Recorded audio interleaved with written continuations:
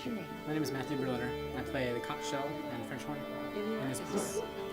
Have you ever played a conch shell before? I have. My dad actually brought me one home from Mexico once, and I got to play a little bit for fun. And you just blow in the hole right here.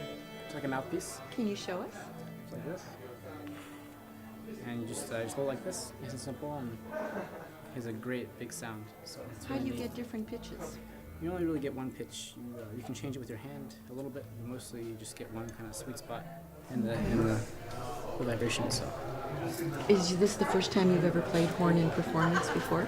I've never played a conch shell in performance before. So Conch shell, it's yeah. the first time. Yes. Okay. Is it hard to play?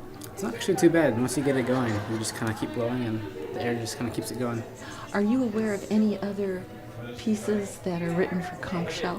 I've never heard of any other piece written for conch shell before. It's the first one. We just interviewed Matthew Berliner, one of the horn players in the orchestra. I who see. Doubles the conch shell. Oh, I see. Poor guy. Yeah, well, he said he's never played conch shell in good an for him. orchestra performance before.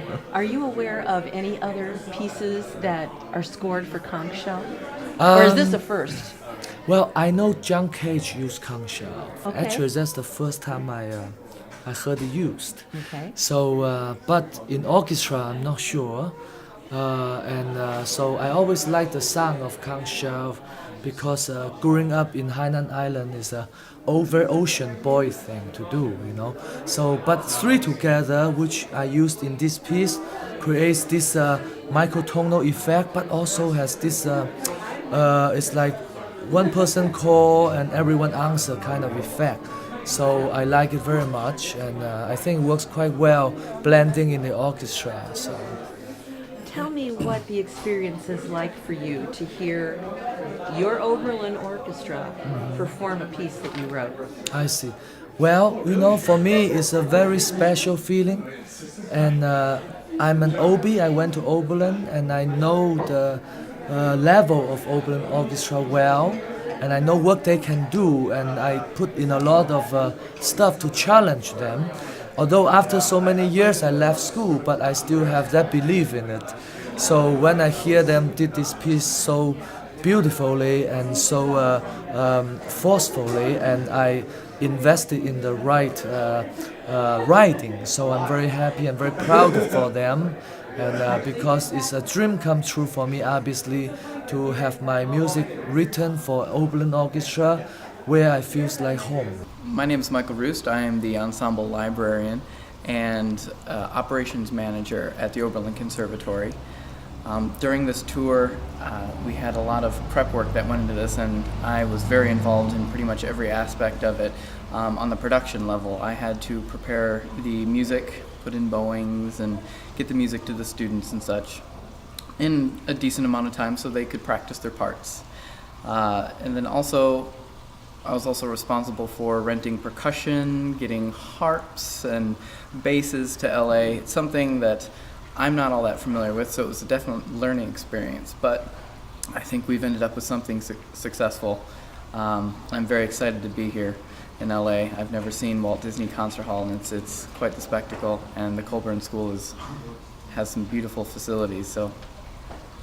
Aren't you also an Oberlin graduate? Yes, I am an Oberlin graduate. I graduated in 2006 and continued on in tuba performance at the Juilliard School and went full circle. I'm back here and proud to be here.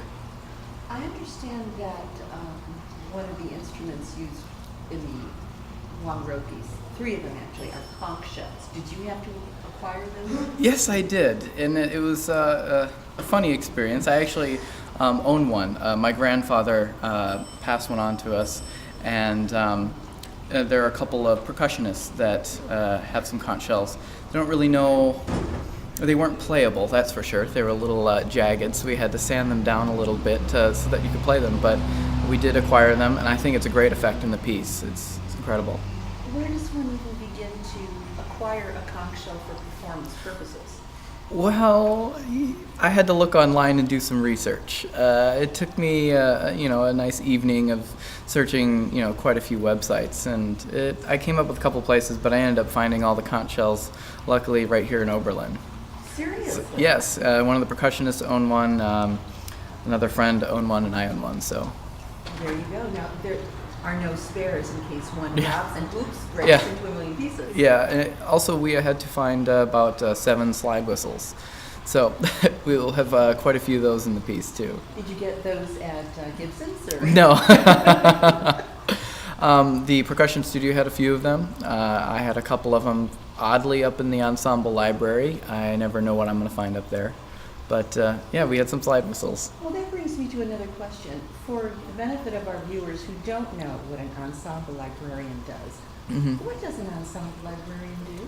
Well, at the beginning of the year, or actually about a year in advance, we get a list of music that the conductors and artistic administration have decided that will be on the program for the next year, and that gets passed down to me, and then I am responsible for acquiring all that music. We either buy it, rent it. It depends on the piece, the publisher. I get it sent to Oberlin, and I put in the correct markings, make sure there are no errors, and put them in nice folders and get them to the students so that they can have a nice performance. Okay, is there anything that you wish I had asked you that I didn't? I don't think so. Okay, well, I think we did a good job. I think we did too, Michael. Yeah, Thanks thank you for your very much. time. Thank you. Okay.